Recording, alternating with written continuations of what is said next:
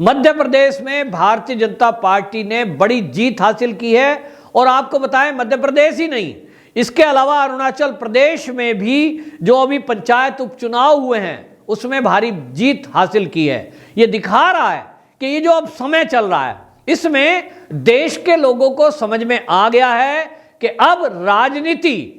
ये जातिगत नहीं है, अब राष्ट्रीय मुद्दों पर राजनीति होगी, अब विकास के नाम पर राजनीति होगी। और अब सरकारें जो बनेंगी उनको, जैसा मोदी जी ने अभी पिछले दिनों बुंदेलखंड एक्सप्रेसवे का उद्घाटन करते हुए उस समय कहा कि अब फ्री की रेवड़ियां बांटने वाले राजनीतिक दलों का समय गया।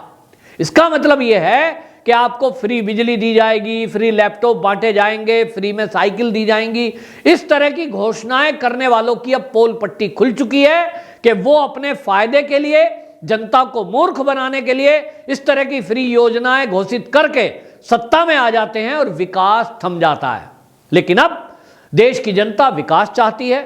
देश की जनता अब सुशासन चाहती है, देश की जनता ऐसी सरकार चाहती है जो ईमानदारी से देश हित में काम करे।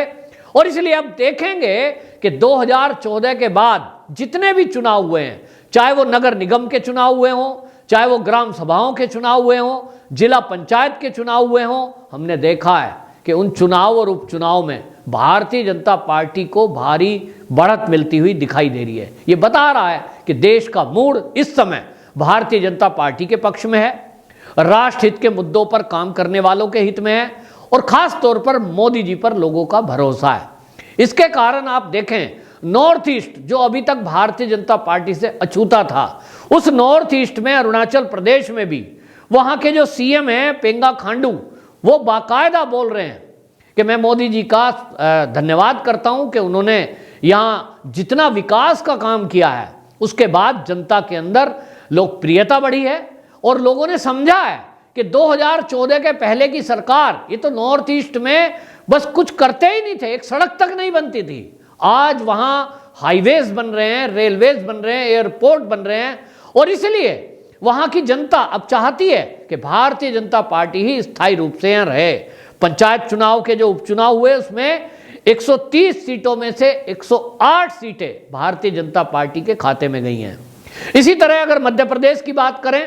तो वहां मामा जी हैं, मामा जी के नाम से फेमस हैं, लेकिन उसके बावजूद भी एंटी इनकम्पेंसी एक चीज होती है, लेकिन उसके बावजूद भी जिस तरह से पंचायतों में 74% पंचायत में भारतीय जनता पार्टी जीत हासिल करके वहां आगे बढ़ रही है और वो बरकरार है भारतीय जनता पार्टी का वहां दबदबा। उसमें 19,800, बहुत बड़ा आंकड़ा है, 19,800 ग्राम पंचायतों के जो सरपंच हैं उन्होंने जीत हासिल की है भारतीय जनता पार्टी के। ये बहुत बड़ी जीत है। इसके अलावा आपको बताएं जो नगर निकाय के चुनाव हुए हैं उसमें आपको बताएं खंडवा, बुरहानपुर, सतना, सागर, उज्जैन, भोपाल, इंदौर, सागर, ये इस जगह में महापौर भारतीय जनता पार्टी के बने हैं। ये बता रहा है कि अब जो नगर हो या ग्रामीण एरिया हो, दोनों जगह आप देखें, दोनों के रिजल्ट, दोनों जगह भारतीय जनता पार्टी की लोकप्रियता बढ़ी है। पहले यह माना जाता था कि गांव में भाजपा की उतनी पकड़ नहीं है, शहरों का वोटर भारतीय जनता पार्टी को पसंद करता है, ऐसा कहते थे। और यूं कहते थे बिजनेस वालों की है साहब ये पार्टी, तो बिजनेस वाले शहरों में रहते हैं, नौकरी वाले लोग शहरों में रहते हैं। लेकिन आज के समय में आप देखेंगे कि ग्रामीण अंचल हो या शहरी अंचल हो, भारतीय जनता पार्टी वहां हर जगह अपनी पैठ बना रही है। और इसका एक कारण है कि भारतीय जनता पार्टी ने जो मोदी जी का नारा है 2014 के बाद से, सबका साथ, सबका विकास और सबका विश्वास, वो बाकियों से इसलिए अलग है कि हम जब बड़े हुए हैं, मैं जब पैदा हुआ हूं, मैंने तब से देखा है कांग्रेस हमेशा हर चुनाव की रैली में कहती थी हम गरीबी हटाएंगे, हम भुखमरी हटाएंगे। यह बात अलग है कि कांग्रेस को 70 साल देश के लोगों ने मौका दिया, राजनीति में फुल फ्लैश उनको बहुमत के साथ सत्ता सौंपी, लेकिन गरीबी नहीं मिटा पाए। गरीबों को मिटाते रहे, गरीबी नहीं मिटी। दूसरा, कांग्रेस ने जिस तरह की राजनीति की है, अब उनके षड्यंत्रों का खुलासा और ज्यादा होने लगा है कि एक तरफ कांग्रेस की सरकारों में भ्रष्टाचार हुआ था, करोड़ों करोड़ों के घोटाले हुए थे, 2G 3G और कॉमनवेल्थ, इस तरह के ये ऐसे मुद्दे हैं जो केवल जो न्यूज़ में जुड़े रहते हैं उन लोगों को पता है। लेकिन ये तो देखने को मिलता ही है कि जब राजीव गांधी खुद ये कहते थे कि हम केंद्र से 1 रुपया भेजते हैं तो 10 पैसे लाभार्थी तक पहुंचते हैं, और आज मोदी जी के आने के बाद अगर उन्होंने एक मुश्त किसान के खाते में 2000 रुपए डाले हैं केंद्र से, तो उसने 2000 निकाले हैं। अगर आज 2.5 लाख रुपया मकान बनाने के लिए प्रधानमंत्री आवास योजना के तहत दिया जा रहा है, तो वो 2.5 लाख में 2 लाख नहीं पहुंचता है कि 50,000 बीच में कट गया, दलालों ने रख लिया, डीएम साहब इधर उधर चला गया, चक्कर काटने पड़ रहे हैं, नहीं, वो उतना ही पैसा मिल रहा है। और ये अंतर है, और इसीलिए जनता को आज समझ में आ रहा है कि पहले की सरकार 70 साल की और 8 साल की मोदी सरकार, दोनों में क्या डिफरेंस है। तो दोनों में बड़ा डिफरेंस है कि जहां एक तरफ विकास की बयार बह रही है, हाईवेज बन रहे हैं, रेलवेज बन रहे हैं, एयरपोर्ट बन रहे हैं, ये सब तरफ हो रहा है, और ये पिछड़े एरिया में हो रहा है। जहां पानी नहीं था पीने का, वहां ग्रामीण अंचल में भी और शहरों में भी पेयजल की आपूर्ति कराने के लिए सारे प्रबंध किए जा रहे हैं। आप देखें कि बुंदेलखंड का जो एरिया है यूपी का, मैं तो वहां गया हूं, मैंने देखा है कि किस तरह से वहां सूखा पड़ता था, और पानी के लिए अरेंजमेंट करने के नाम पर कांग्रेस की सरकारों ने कितना मोटा पैसा उसके नाम पे फंड रखा, हुआ कुछ नहीं। आज मोदी सरकार आई तो टोंटी के जरिए, नल के जरिए वहां पानी पहुंचाया जा रहा है, ये व्यवस्था की गई है। तो सरकार के ऊपर विश्वास जमा है। दूसरी तरफ हम देखते हैं कि जिस तरह से पूरे देश के अंदर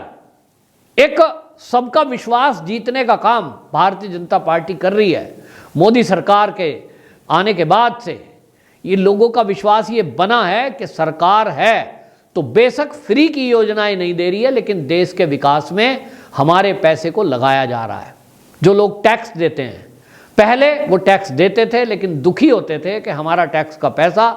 ये भ्रष्टाचार की भेंट चढ़ जाता है। आज के समय में जो टैक्स पेयर है, मैं भी टैक्स देता हूँ, मैं इस बात को समझता हूँ कि मेरा दिया हुआ टैक्स आज मुझे, जब मैं घूमने के लिए निकलता हूँ, चाहे कन्याकुमारी हो चाहे कश्मीर, तो मुझे दिखाई देता है कि जब वहाँ गड्ढा मुक्त सड़कें मुझे घूमने को मिलती हैं, जब मुझे वहाँ व्यवस्थाएं दिखाई देती हैं,